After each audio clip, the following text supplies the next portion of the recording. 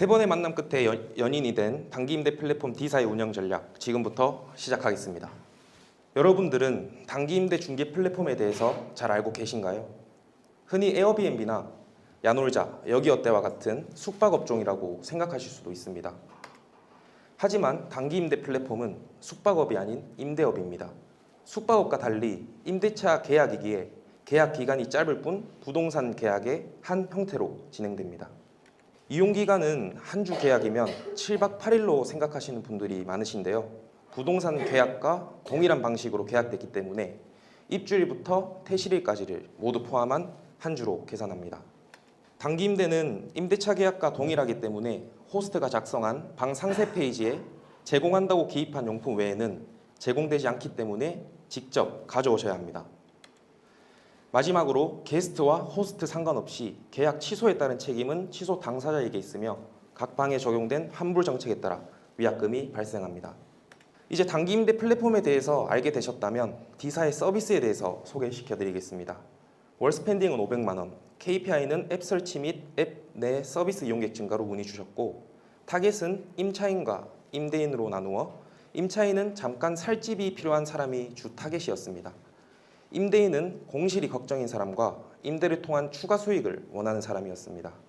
주요 서비스는 임차인에게 필요한 기간만큼 가성비 있게 임시 거주지를 제공하고 임대인에게는 공실과 거주지를 간편하게 등록하여 수익 창출하는 것입니다. D사가 제공하는 서비스를 살펴보면 임차인은 총 5가지 상황에서 서비스를 이용할 수 있습니다.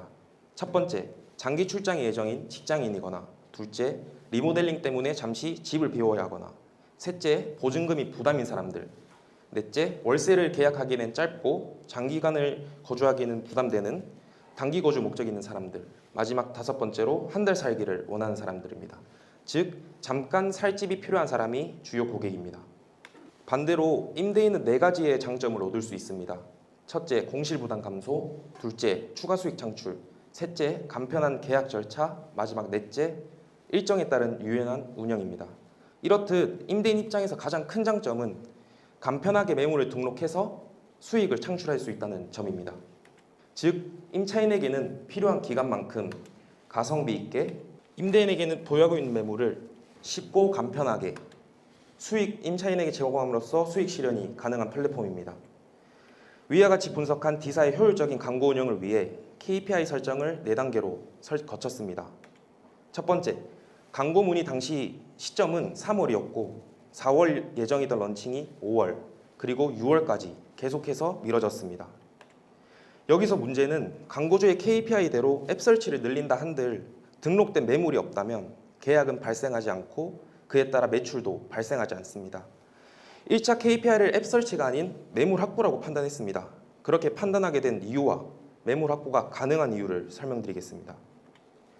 먼저 1차 KPI를 매물 확보라고 생각한 이유는 시장에 이미 진입해 있는 경쟁사 S사와 L사를 분석해보니 S사의 경우 현재 등록되어 있는 매물이 무려 3만 건 이상, L사의 경우 최소 6천 건 이상 매물이 등록되어 있음을 확인했습니다.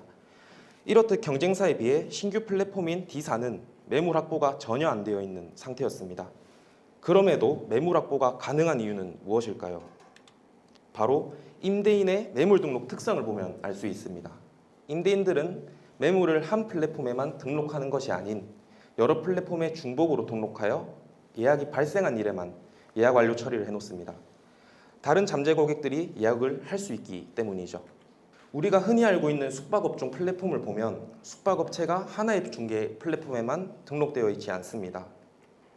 또한 한 번 매물을 등록한 임대인은 매매나 실거주 등 이벤트가 발생하지 않는 한 매물 등록을 철회하는 비중은 매우 낮습니다. 한 번의 계약으로 월세보다 더 높은 수익을 얻을 수 있기 때문입니다. 즉, 신규 플랫폼이라고 하더라도 등록에 대한 진입 장벽은 상대적으로 낮다고 판단했습니다. 임대인은 다양한 플랫폼에 등록할수록 기회가 많아질 테니까요. 따라서 광고의 최종 목적은 앱 성장 및 수익 창출이지만 1차 목표는 임대인 모집을 통한 매물 확보로 설정하였습니다. 결국 핵심은 잠깐 살 집을 제공할 수 있는 임대인을 얼마나 확보하는가입니다. 임대인을 확보하기 위해서는 소구 포인트와 타겟 분석, 매체 선정 순으로 전략을 수립했습니다. 첫 번째, 소구 포인트를 녹여내기 위해서는 임대인이 중요하게 생각하는 세 가지 요소를 자극했습니다. 바로 추가 수익, 운영 편의성, 안전성입니다. 이를 기반으로 다음과 같은 소구 포인트를 활용했습니다. 첫 번째 소구 포인트는 신규 임대인 모집을 위한 프로모션입니다. 방 등록만 해도 커피 쿠폰 지급과 첫 계약 수수료 영업 프로모션, 친구 추천 이벤트 최대 150만 원 혜택입니다.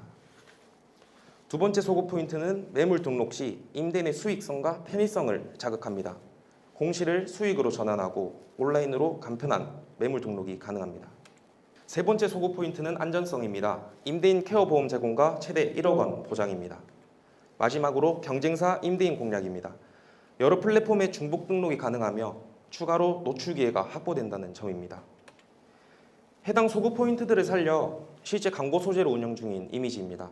수수료 0원 CTA와 공실 해결 욕구를 자극하고 커피 쿠폰 지급과 계약 수수료 0원 프로모션, 공실 스트레스 공감 문구와 수수료 프로모션, 간편한 등록이라는 편의성과 월세보다 1.5배 더 번다는 문구로 수익성을 강조했습니다.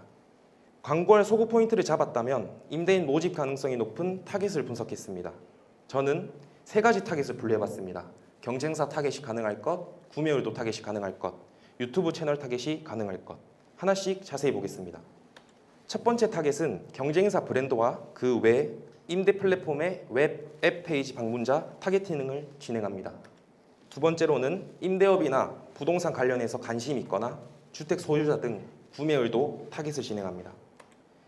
마지막으로는 부동산 관련 채널이나 재테크 부업 정보형 채널, 경쟁사 유튜브 채널을 타겟으로 진행합니다.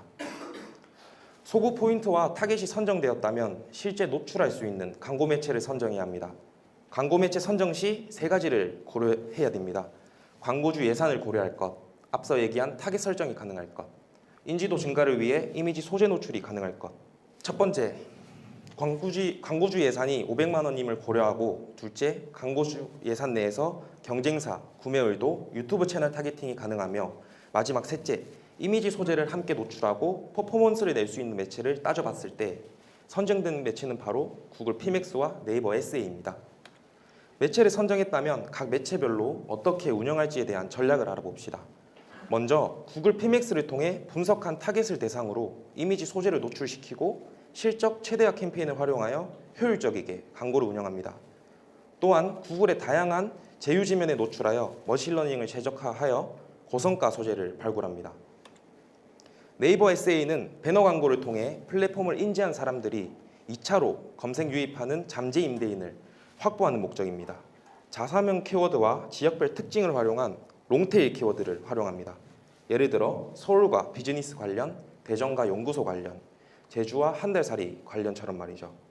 운영 전략을 요약하면 이렇습니다. 소구 포인트들을 이용하여 신규 임대인 모집을 위한 프로모션과 임대인의 수익 구조와 편의성 강조, 중복 등록을 해야 하는 이유를 강조했습니다. 타겟은 경쟁사 타겟과 구매 의도를 가진 타겟, 마지막으로 경쟁사와 관련 유튜브 채널을 타겟했습니다. 매체는 타겟팅이 가능하며 한정된 예산으로도 소고점을 살린 이미지 소재 노출이 가능한 PMax와 2차 검색 유입하는 고객을 확보하는 네이버 SA입니다. 해당 운영 전략을 통해서 기대할 수 있는 바로는 1차적으로 신규 임대인을 확보합니다. 이후 자연스러운 중복 등록을 유발하며 매물이 증가합니다. 추후 정교한 타겟팅과 후기 기반으로 플랫폼의 신뢰도를 구축합니다. 이후 2차 KPI인 임차인을 모집하고 앱 설치를 늘리며 우리들의 최종 KPI인 매출 증대를 이룰 수 있습니다. 핵심 KPI로는 이미 시장에 진입한 경쟁사들의 런칭 후 월평균 매물 등록 수인 241건, 월평균 다운로드 수인 29,847건을 2차 KPI로 잡았습니다. 데이터 분석은 가입부터 결제 완료까지의 전 과정 중에서 어떤 구간에서 이탈을 하는지 분석하여 해결 방법을 모색합니다. 또한 주월 단위로 성과 보고를 정리하여 어떤 매체, 어떤 지면, 어떤 소재들이 성과가 높고 낮은지를 정리하여 다음 전략을 미팅을 통해 함께 계획합니다.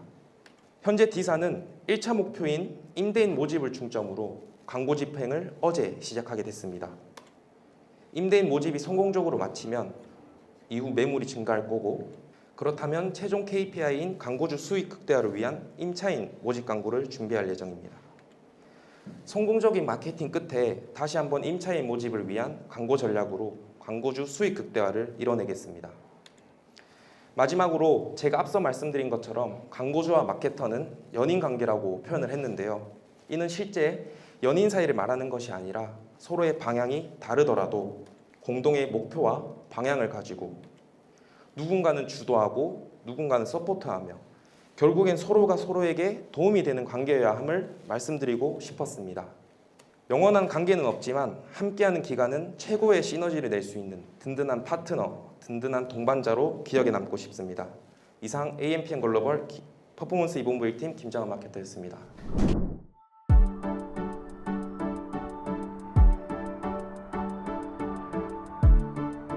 구독과 좋아요는 컨텐츠 제작에 힘이 됩니다.